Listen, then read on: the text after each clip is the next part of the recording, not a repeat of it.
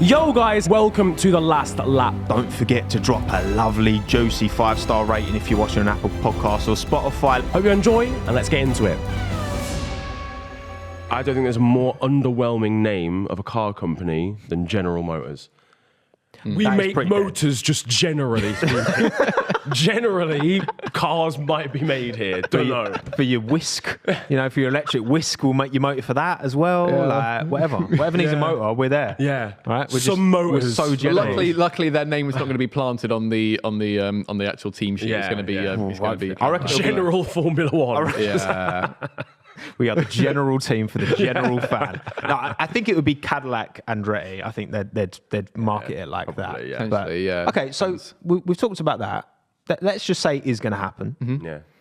What do we think that team would look like? Yeah, what's the driver lineup? What's the drivers? Yeah. So what's the team this principal? opens up a whole other can of worms because of the whole super license issue we've had with AlphaTauri and Colton Herta. Because Colton Herta is getting mentioned a lot. But this is the thing. So obviously for those who don't know, they very much appealed, or AlphaTauri very much appealed to get him a super license points for it and to get entry into being able to drive a Formula car, and he was denied that. So basically, he's now signed, I believe, with Andretti until 2026, 2027. So he's in IndyCar. Just under, he's looked after by Andretti, so he can drive anything Andretti. But he's also with McLaren, isn't he? Yes. So, but he's very much under the blanket name of that. So even if he doesn't have a drive for 2026 with IndyCar, he can still do something else with Andretti. Yeah. So it means if Andretti get approved by F1 and FIA to actually drive it, he very much is in line to drive for the F1 car. But the issue at the moment is that he doesn't have a super license to actually be able to drive the actual car, which means next season he needs to then work either in IndyCar or whatever to actually then get a super license to then drive in Formula One, because it's all well and good having an American driver, but if you don't have the points for it or have the recognition from the FIA, then it's kind of like it's a whole gamble for kind of both of them, really. So the thing obviously for me is obviously it depends on how well you do in a championship, how many super license points you pick up at the end of the season, right? But Colton Herta has been in IndyCar for a little while now. Yes. For me, as just like as I watch a bit of IndyCar as well. Am I right in saying that IndyCar gives you less super license points than Formula 3? Yes. Because it's Formula not, 3. Or is it just F2? It gives less than F2. It's less than F2, but similar to F3, I believe. You get 2 super license Keyboard points. Warriors, let me know if I'm wrong in the If you comments. finish 10th in F3, you get 2 super license points. If you finish 10th in IndyCar, you get 1. Facts. Yes. In IndyCar. Yeah. Yes. At the higher end, you get 40 for winning IndyCar. You don't get 40 for winning F3. F3, right, fairs. But it's mad because it's not an FIA championship. But Colton's in a really difficult position, right? Because super license points are only valid for the 3 seasons prior, right? So going into 2023, it'll be 2022, 2021, 2020, right? Yeah. Obviously, they're not joining the grid in 20. So if we're looking to 2024 at the earliest, Colton finished 3rd in IndyCar in 2020. Yeah. Those points won't be valid anymore. Yeah. And that's his best finish. And that's why I'm saying this season now he's about to go into is going to be the pivotal one for it. He needs to get points. That's where both him and Andretti need to work their asses off to get it to working, because this is the one moment, literally, it's going to be like, all right, you're in the last round, go for it. It's like, this is your one season to get you into F1. If you can't do it now, then there's no chance. Herta finishes 2nd in IndyCar, he won't have enough points. Yeah. He needs to do, which he can, we saw it with Logan Sargent last year, didn't we, tail end. You can do FP1 sessions to get one super license point per session. Yeah. But it's going to be like... So hang on a second. It's going to be mad tough. So if you finish 10th in a whole IndyCar season, you get the same super license points as doing FP1 for an hour and a half. Yeah. You have to do like 100 miles, where money talks of being in my own organisation, but then money doesn't talk if you've got enough to try and get buying into a team. IndyCar's not an FIA championship. Yeah. But another driver, because Andretti have gone on record saying they want at least one American driver. If they do get on, they want one American driver minimum. Obviously, Logan will definitely have the super license points. They could snatch him from Williams, maybe. The other main name who's finished 2nd in IndyCar in 2022 and 2021, but I don't know how much you two know about him, Joseph Newgarden. He used to race in... man. Is he? Very handsome. I've never seen him. Yeah. I'll get involved. If I could steal someone's face, I would steal his face. Go on, what are you going to say? He used to race in the UK, I think. He used to do like Yeah, I think he did. Yeah, but he's like 32 now, I think. So Yeah. So he's done like Europe. He'd know European tracks and stuff like that for his track. They could get Newgarden for sure. He's comfortably got the points. This is what I love about this whole conversation about the whole new American market. I know jack shit about IndyCar. I know a few drivers, obviously Roman Grosjean and Felix Rosenqvist, because I used to know him back in the day. But like, it's like these new drivers, I just generally don't know. Who they are, and I know they've got huge heritage behind them, but that's why I'm so excited for Andretti to come into it, because it's introducing me to this new market. Likewise, the American audience being introduced to kind of to Formula One, where like you're talking about this guy who's came second in the championship. I don't know who he is, but I'm actually really excited because I don't know about who this person is. And he's one of the most established IndyCar names. And I feel bad for not knowing it, and that's where I feel like if he was to come into it, like I'm an F1 fan, I don't know who he is, but this new person coming into the block, coming onto the grid, ruffle some feathers and disrupt the way the current way of working with Formula One is. That makes it really exciting for me. It's just been very limited for American drivers to get involved into Formula One because you have to do that European route. You have to do those sort of Alexander Rossi kind of just like. It's incredibly difficult to get in if you don't do that route. If you are American and you want to stay in America and do like Indy Lights and IndyCar, like that's it. Your roadblock. It's a roadblock. F2, you can finish third and you still get enough points. You still get 40 super license points. Yeah. It's mad. You finish second in IndyCar, you get 30. And IndyCar is so much more stacked with talent. It's obvious. It's not, the super license should be about like merit. It should be, you've proven you're good enough. Yeah. It shouldn't be about the politics of the FIA. That's bollocks. It shouldn't be about that, but it is clearly. Absolutely. Look it up. Go on Wikipedia. Look it up. It's nonsense the way it's spread out. And this is the problem. If they want an American driver, the guaranteed names are very, very restricted. And even you're also seeing it now with like Indy Lights, where Jamie Chadwick is going to Indy Lights because like the opportunities within F3 just aren't good enough because. Absolutely, she could race for like a team in F3, but it's not going to be one of the higher end teams.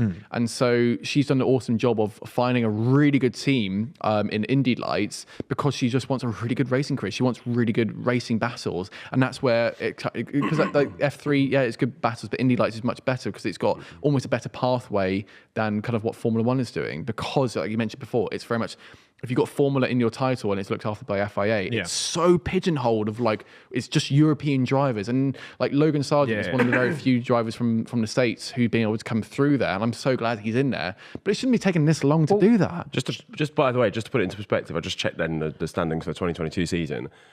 You spoke about how obviously IndyCar is definitely not as easy as Formula 2. No. I mean, they're both not easy, but you know what I'm saying. Yeah. There's a lot more there's a lot more talent there. Marcus Ericsson finished 6th in the 2022 season and Roman Grosjean finished 13th. I know it's also based on, how good the team you're driving for is. Of course. Yeah. Imagine Roman Grosjean went into F2 tomorrow. He's not finishing 13th in the championship. No. It's not happening. And also, it's mad. Yeah. He would have finished higher than 13th in the championship in Formula 1. Like Grosjean's proved his ability in F1 and he's racing in a spec series now. And he's done all right. I think he's gotten pole once and stuff, but he hasn't won any. And he's been crashed out numerous times. Ericsson's won one race. But they're being competent and they're showing they've got their worth. But I agree what you're saying, that there is like, okay, if they're coming like regularly like 6th or 7th on average, then fucking hell, I can't wait to see who's first and second are doing if they're going to jump in an F1 car. Absolutely bits from that. And also you've got to remember as well, IndyCar, the main thing to remember with this is that most of the tracks they go to are street circuits. You've got some ovals, yes, you've got some proper made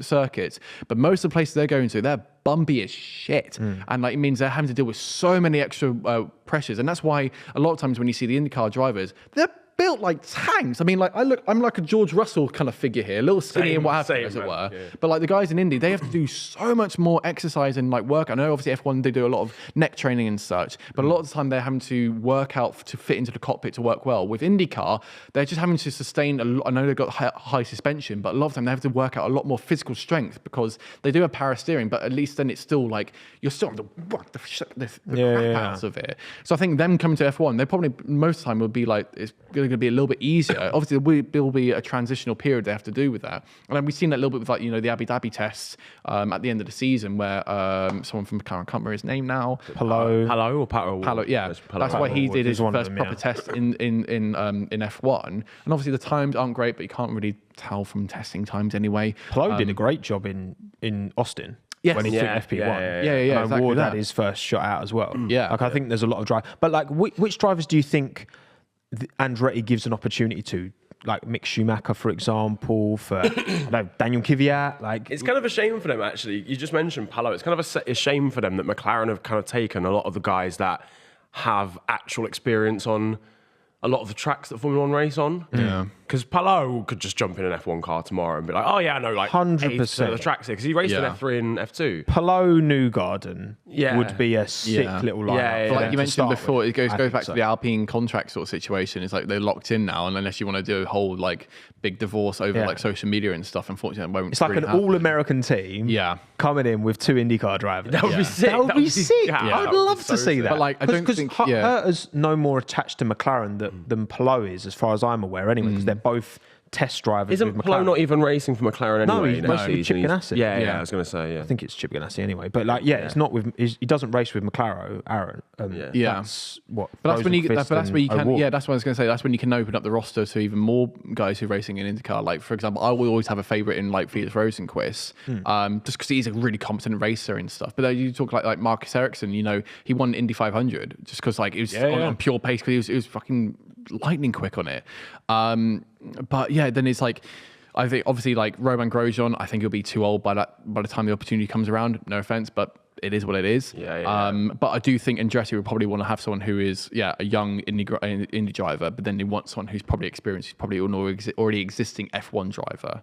But then it's going to kind of figure out who it is. I can't see that in Mick Schumacher, unfortunately. Maybe it might be even like looking at someone from Haas, maybe potentially. Yeah, because do we think this is an opportunity for a driver to move to a new exciting team who's already in F1 or someone who's on the sidelines like Mick to get a seat? It's going to be I think it's someone got to be someone that's already in. already for in me. it, I yeah. think if you're going to go in and you want like Developing the car. Yeah, developing the car and immediate results. I think you've probably got to try and go to a couple of drivers who are maybe definitely second string at their existing team and go. Oh, Sebastian Vettel, come back. Here he goes. yes, yeah. Make it happen. The gas guzzler. Yeah. Mate, that'd be Along with the imagine fucking- Can you that. imagine? Team principal of It'd be Andretti. Sebastian- yes. Sebastian Vettel. F1 Twitter Yeah. would melt if that happened. If Seb announced his return with because I guess the most recent example you look at Haas, right, when they joined in 2016, and they hit the ground running. Yeah. Like they were solid midfield as soon as they joined, and they had.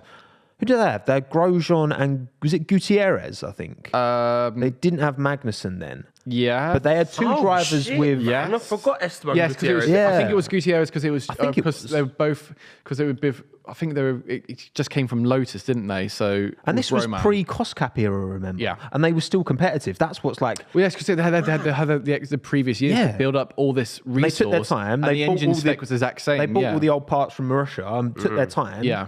And did you hear that? What was that? I don't know. What was that? His sound though. Why are you making noise just on the snore? podcast? He's snoring. He just snored and then just suddenly woke up from his own snore. So all our woke audio only. himself up. Yeah, he literally just woke Maybe in himself post up. we can boost like the levels up from that if you can hear it or something. That But was so that was a big. loud. Look, he's already gone to sleep again. He's sound though. He heard Esteban Gutierrez. He's like, Oh, savage. Poor Esteban. It's true. No, but I do, because that's the thing. I do think that regardless of the name coming in, like I've got no. You can argue that a Porsche or a Honda maybe have more brand power and more kind of heritage in F1 than a Cadillac, for Yeah. example. Yeah. But Andretti have heritage. There's no doubt in my mind that they could Yeah. come in and do bits. Everyone's gotta come with from Porsche somewhere. coming into F1, I would love to see because I feel like that they would be like the futuristic brand. I know Mercedes are trying to do that a little bit, of being like, oh, we're in the future, but like, no, I can see Porsche very much coming in because obviously they've got the WEC program they're doing and stuff, obviously with Formula E, and I can very much see them being like, no, we're going to be trying to develop this new kind of hybrid sort of or whatever technical regulations are going into.